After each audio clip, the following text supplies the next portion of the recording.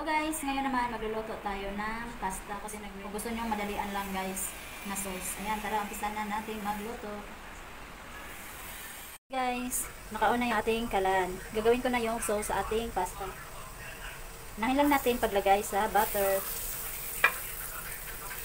Hindi na tayo magisa-gisa, hindi na tayo maglagay ng bawang, sibuyas. Diretsuhan na to guys.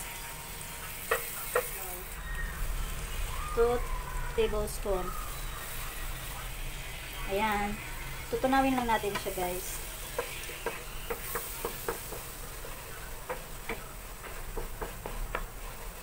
Pag ganito na yung itsura guys, ilagay ko na yung ating evaporated milk. Ayan, ilalagay ko na.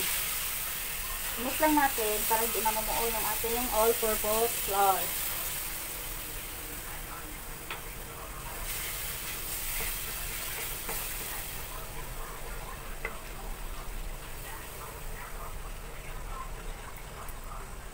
Ilagay ko na pala yung ating mushroom.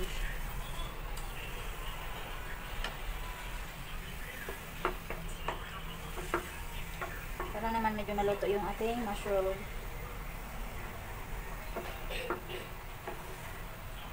Ilagay ko na pala yung ating cream. Maglagay din tayo ng carbonara sauce.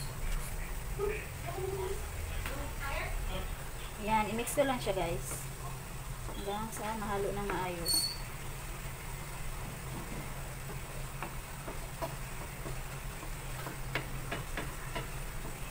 Mag-add tayo ng black pepper.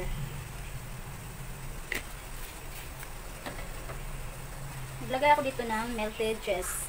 8 cheese yan siya guys. Hindi ko na siya kinudkud kasi mag-melt na lang. Yan siya. Naglagay pala ako ng magic sarap kasi medyo matabang. Ayan, yummy na yung ating sauce. Diba? Ang bilis lang.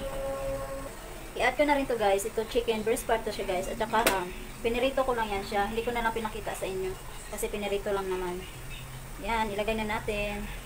Salat ng ating sauce. Kasi ang daming sahog.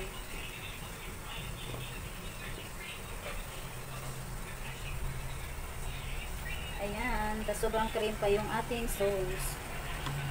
Mag-add lang din tayo ng basil leaves sa ating sauce para dagdag aroma sa sauce natin.